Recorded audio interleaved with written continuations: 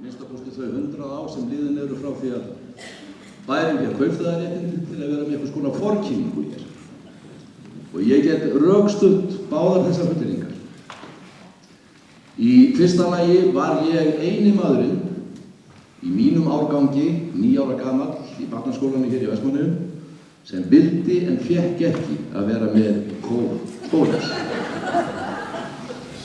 Það var áheyrnarprufa sem Reynir Guðsteinsson, skólastjóri og söngmaður miklum ágætum, hélt.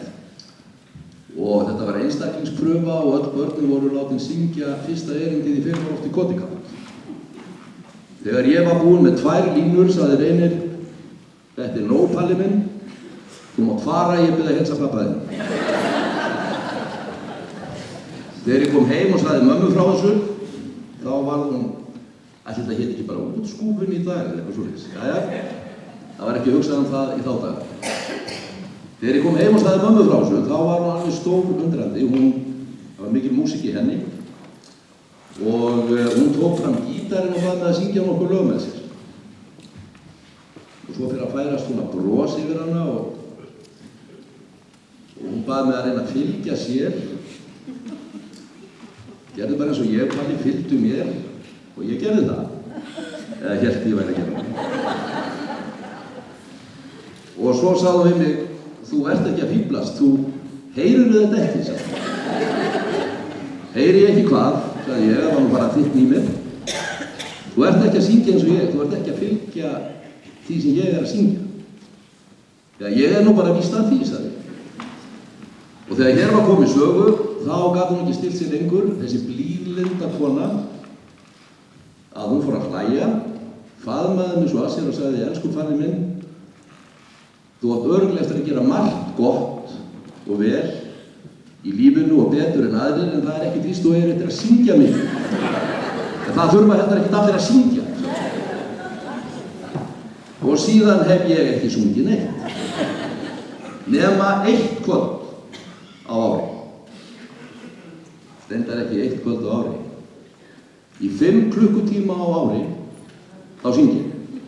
Það er aðfaranótt mánudags, í ákveðnu tjaldi, á þjóðhátíðinni.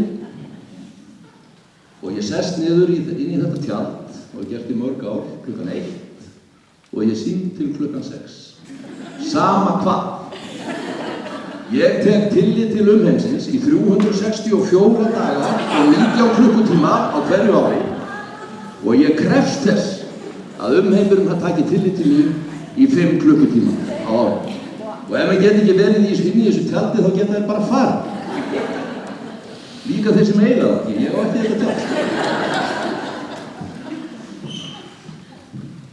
Gæðin hjá henni Silju Elsabetu held ég noti bara orðin sem Helga Bryndís, systir mín sem var ætlar að spila hérna undir hjá henni í kvöld, notaði hér á Facebook í fyrradag.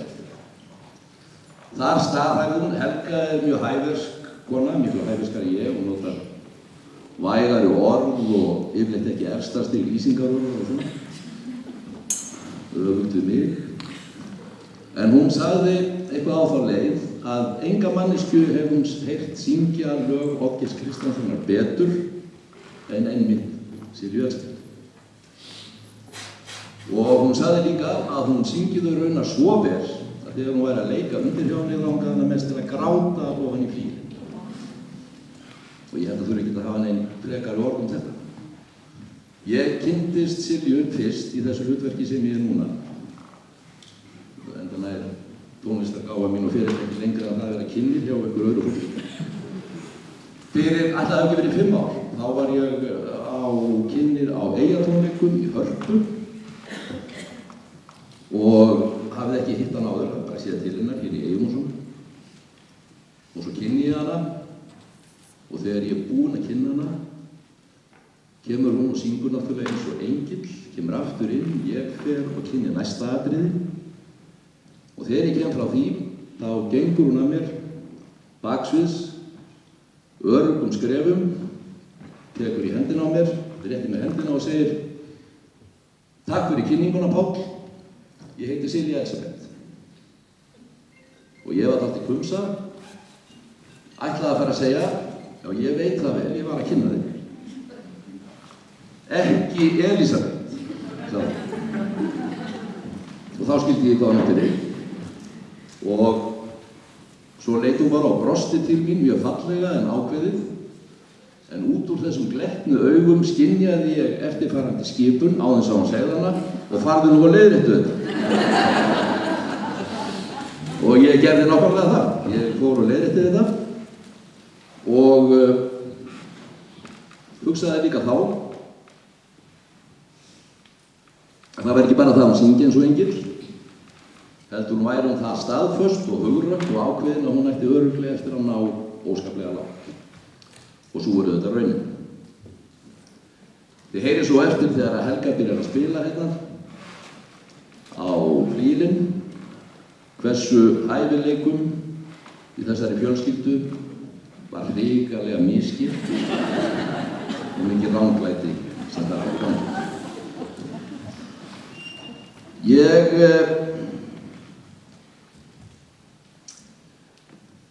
Þessar tvær konur sem ætla að syngja og leika hérna fyrir okkur í kvöld eru þetta hámenntaðar. Silja er rétt í þann mund að útskrifast frá Royal Academy of Music í London. Helga Bryndís, eftir að hafa lært það sem hægt var að læra hér á Íslandi, fór í tónlistarkonservatóríið í Vín og síðan í Sibeliusakademíuna í Helsingi. Og ég er alveg viss um það að þið eigi eftir að njóta þess sem þið fáið að heyra hérna í kvöld. Og ég fullviss ykkur um það að þessi kynning, sem ég ætla ekki að hafa lengri en þegar er orðin, er leiðilegasti parturinn af því sem þið fáið að heyra hér í kvöld. Þegar hér kom þær Silja Elsabeth Brynjarsdóttir og Helga Bryndís Magnúsdóttir. Gjörðu svo.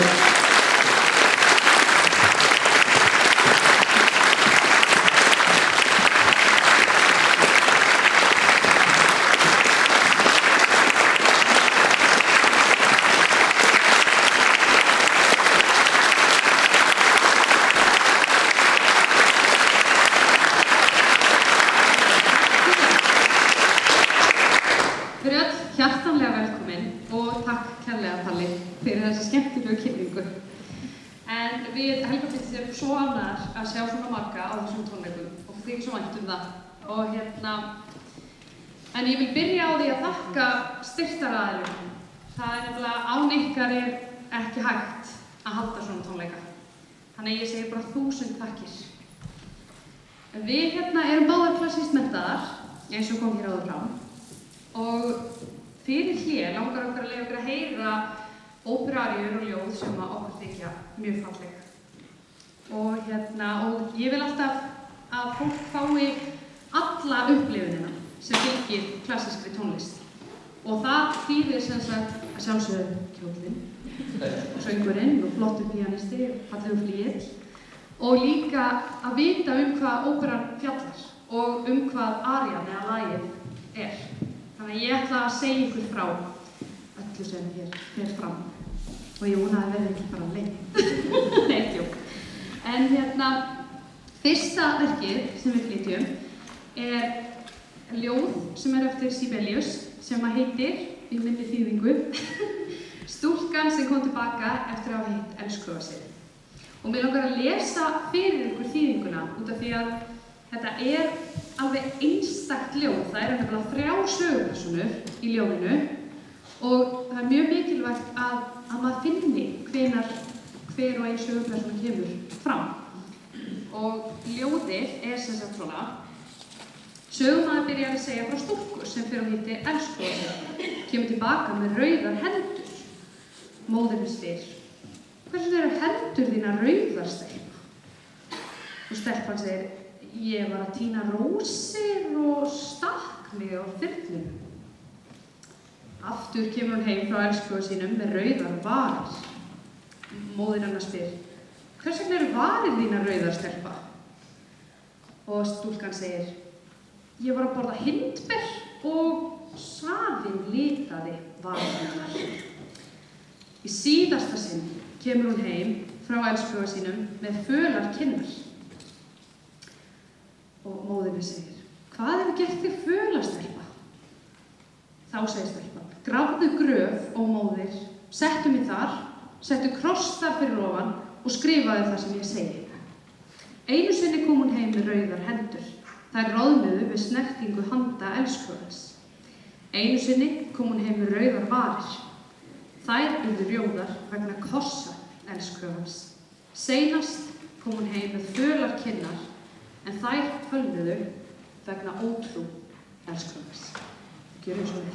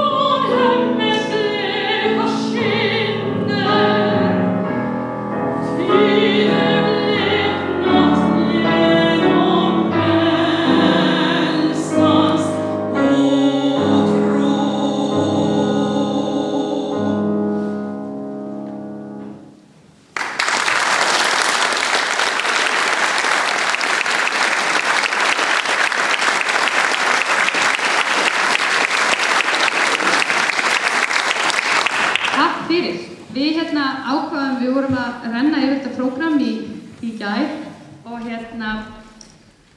mér fannst það eitthvað svo þungt og allt svo sorglegt að ég ákveða að skipta út einu lagi og það er næsta lag.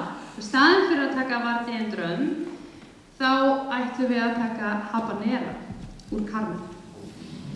Og þið þekkið það örugglega flest leið og það byrjar að hljóma. En Carmen, hún er sem sagt hún er sígauri, þannig að hún trúir á frjálsar ástir. Og hér talar hún hvernig ástin er. Ástin er bara eins og fugl sem er ekki hægt að fanga, eða hún er bara eins og óþekkt barn sem er ekki hægt að ala upp. Og hún segir, ef þú elskar mig, þá er það allt í lagi, sko. En ef ég elskar þig, þá skaltu sko passa þig.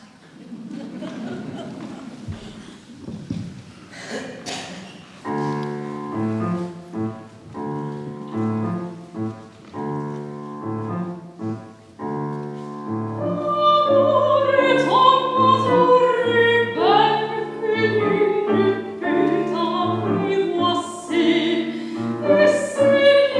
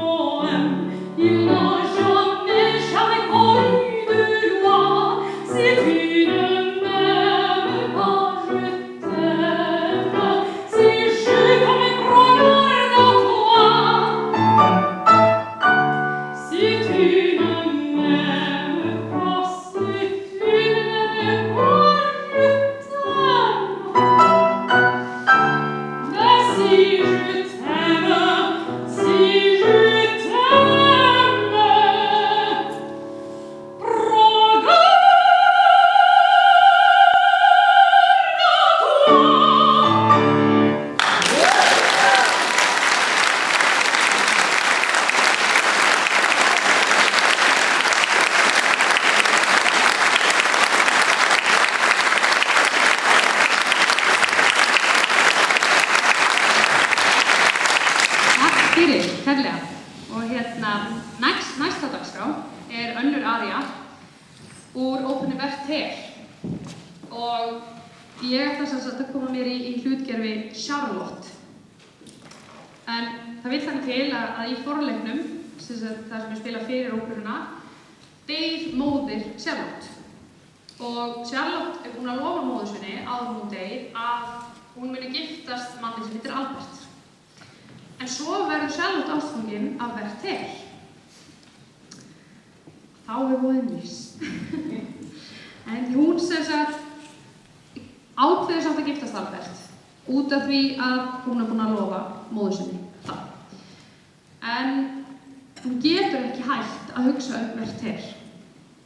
Og í þessari aríu segir hún, hún að lesa gömul bréf eftir Werther frá Werther, og litla systirinnar kemur og reyna að hugga hana. Þannig hún byrjar á að segja: farið, hleyfið tárunum mínum að renna yfir kinnar mínar. Svo sér hún litlu systir sína og segir við hana: þetta allt í lagi, það bara gott, það bara gott að gráta. En svo gleymur hún sér aftur og fer aftur að tala sorgina og hvað hjarta hennar tómt og það ekkert sem getur nokkuð tíma að fylla. Gjörðu svo vel.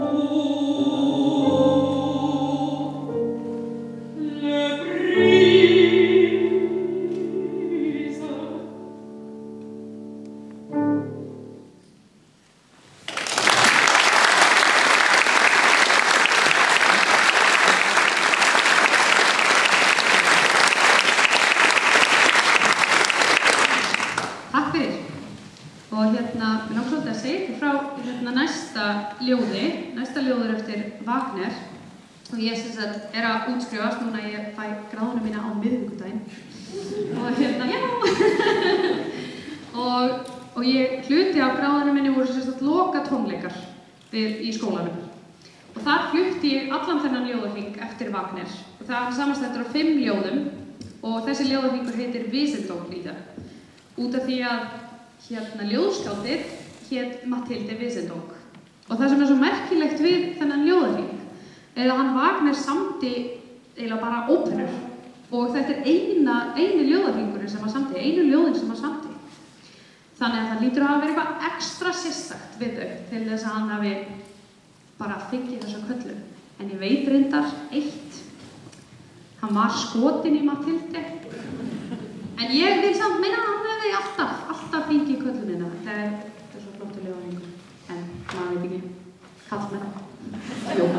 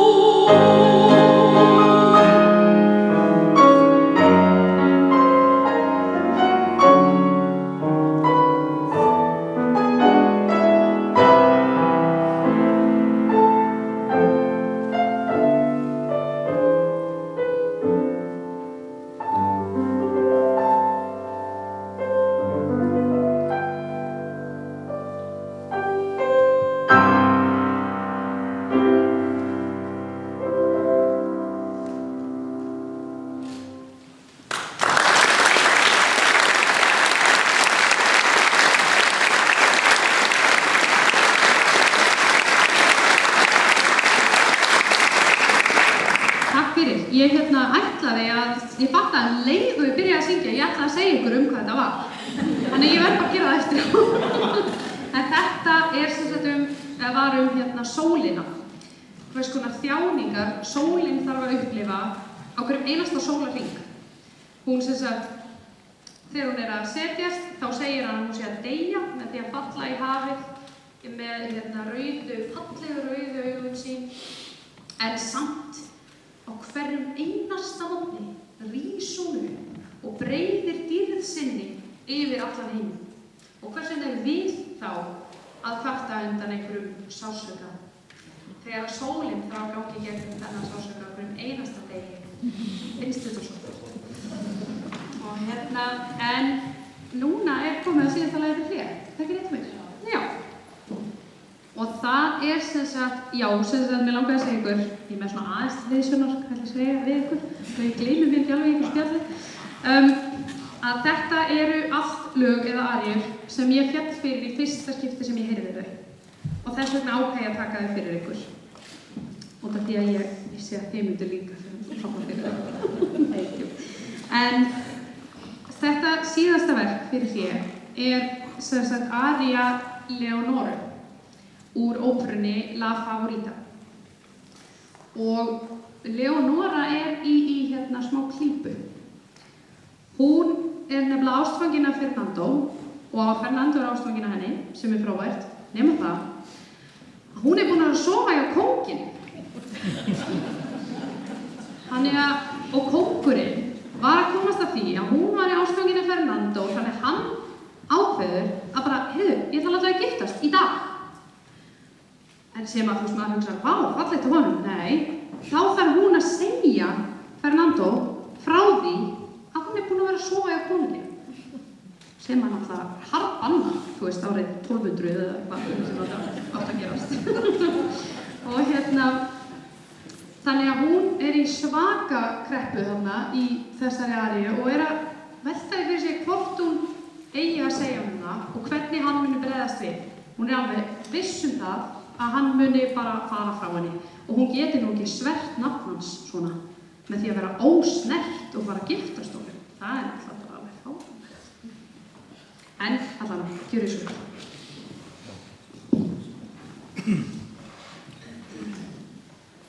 Oh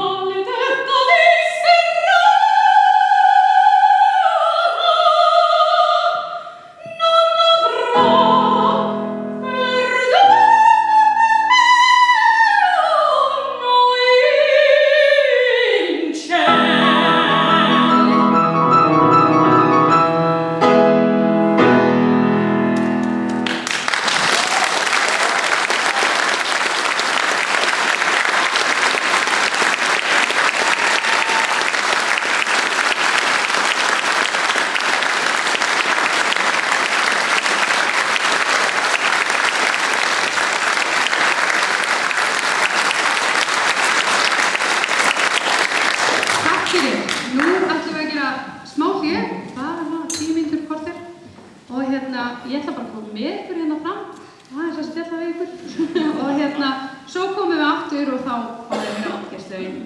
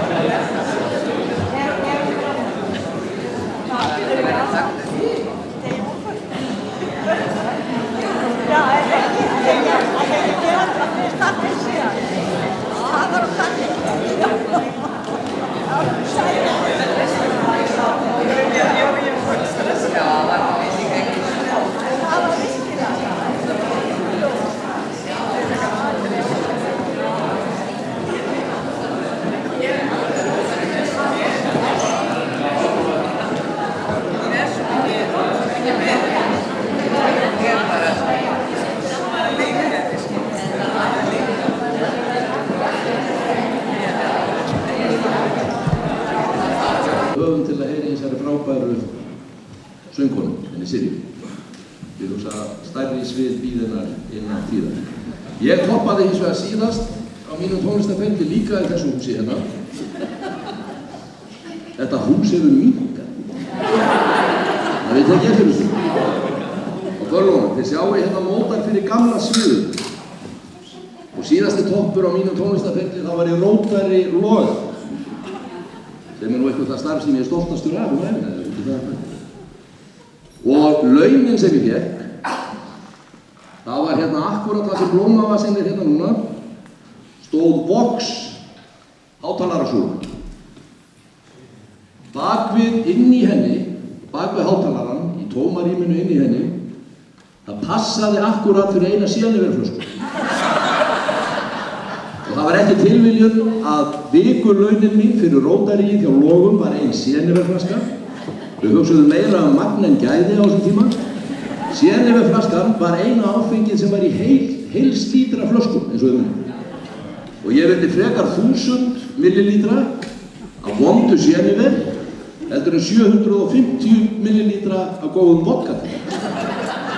Þetta voru launin. Hvað mörg ykkar hér inni hafa fengið laun fyrir ykkar framlag til tónlistar hér í Vestmannaeyjum? Silja Elsebeth, Helga Bryndís, gjörðu svo.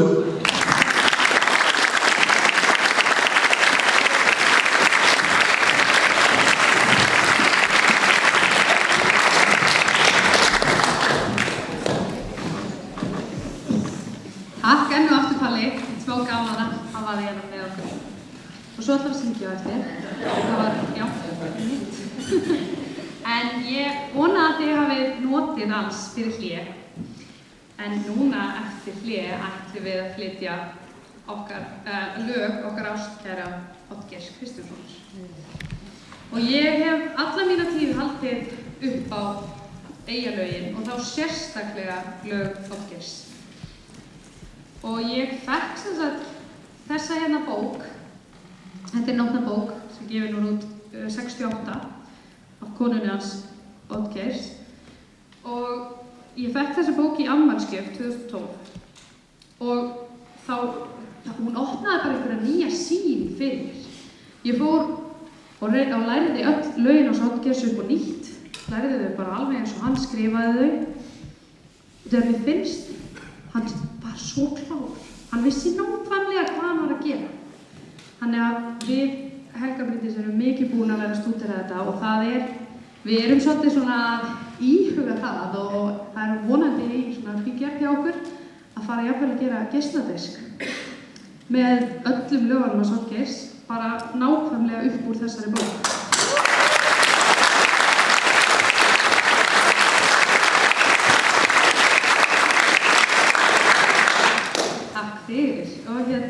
En við ætlum ekki að vera að kynna hvert lag fyrir sig. Við ætlum bara svona að leyfa þeim að renna, við nefnilega gátum ekki valið á milli lag. Við þurftum að, við náðum að hvað segir maður, svona setja þetta niður bara í 14 lög. Það var bara minnsta sem við gátum gert. Við gátum ekki gert hvað þeim. Við hefðum alveg ekki gert öll, sko. En við þurftum að velja eitthvað. Það var bara 14 allt fyrir valinu. Þannig að en það var eitt, ég ætlaði að byrja á því að segja fyrsta lagi sem við ætlum að taka er sem sagt Síldarstúlkurnar. Og við vorum mikið að ræða þetta við Helga út af því að hann segir á bátabryggju. Og við vorum að hugsa, það er ekkert sem að heitir bátabryggja í Vestmannaeyjum.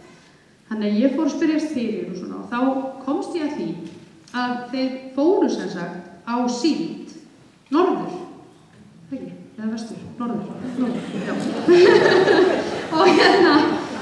Og svo var ég að googla og fann að það er bryggja í Grenivík sem er kölluð bátabryggja. Ég veit ekkert hvort þetta sé bara bull í mér, því ég sé bara búa til ykkur sögu hérna, en þetta var svona næst, það sem ég komst næst í að finna út hvað þetta var. En við ætlum samt ekki að vera að kynna hvert lag fyrir sig.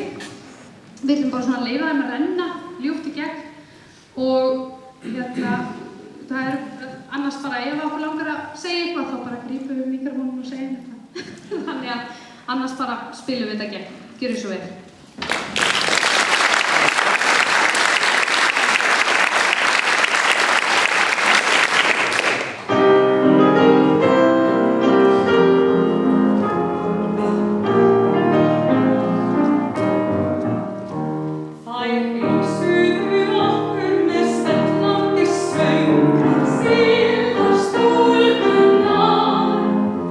Og þá voru kvöldin svo ljós og löng.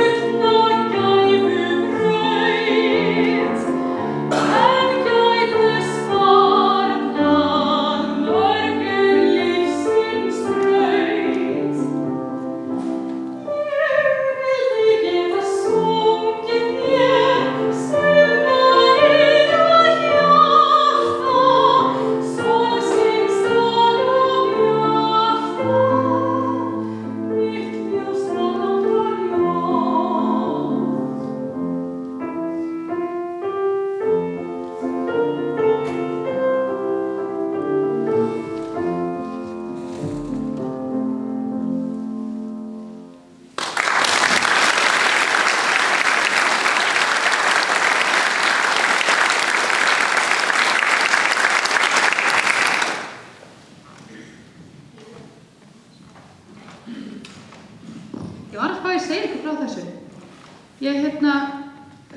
Þegar við vorum að stúdera þetta við Helga, þá fundum við út að við höldum að þetta lag hafi aldrei verið tekið upp rétt. Og jafnvel hefur enginn af ykkur heyrt það rétt.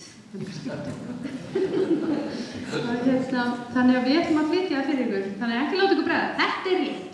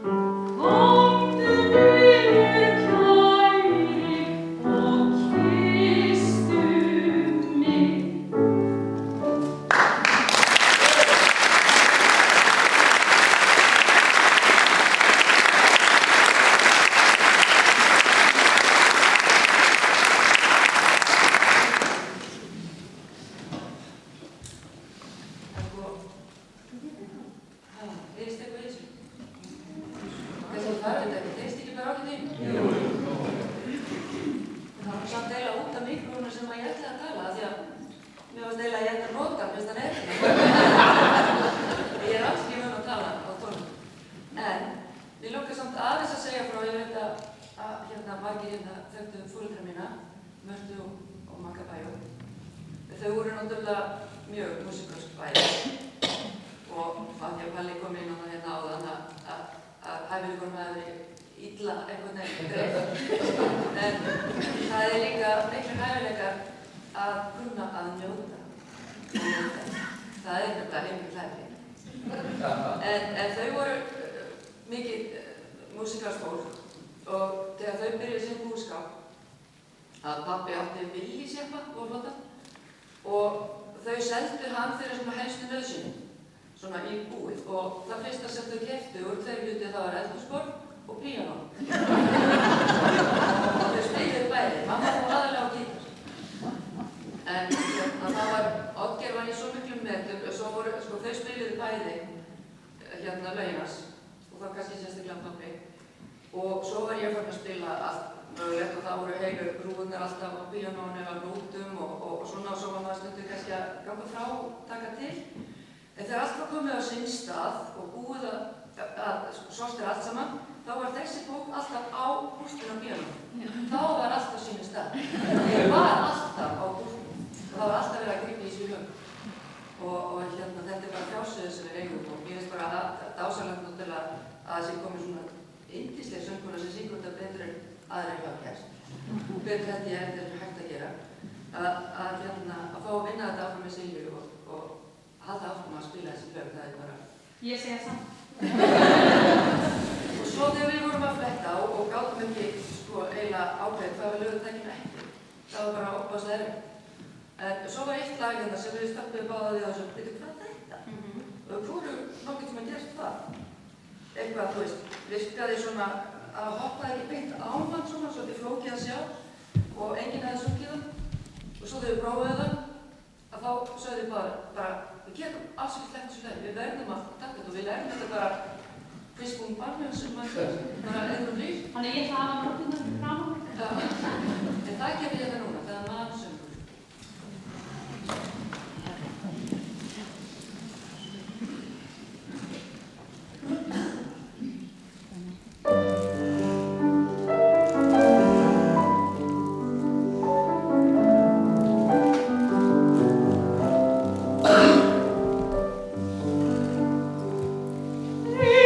Ekki tón og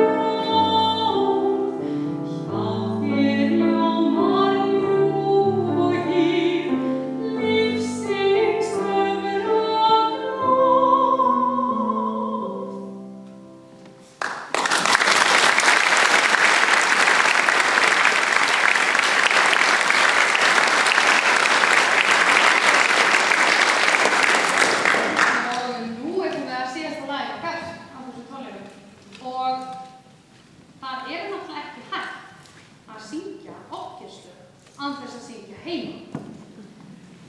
Þannig að það verður okkar síðasta lag núna. Gjörðu svo vel.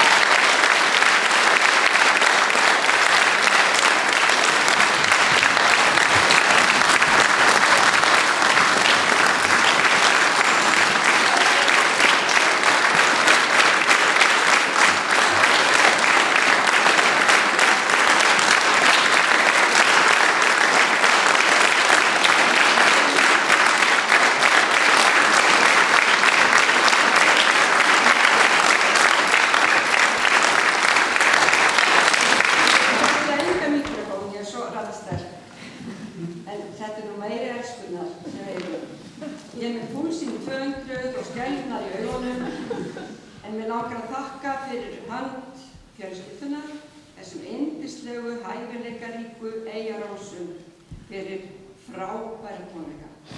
Ég skelf alveg eins og hríslað að vera að hafa það. En Helga Bryndís, yndislega, báðar tvær, elsku ykkur. Takk.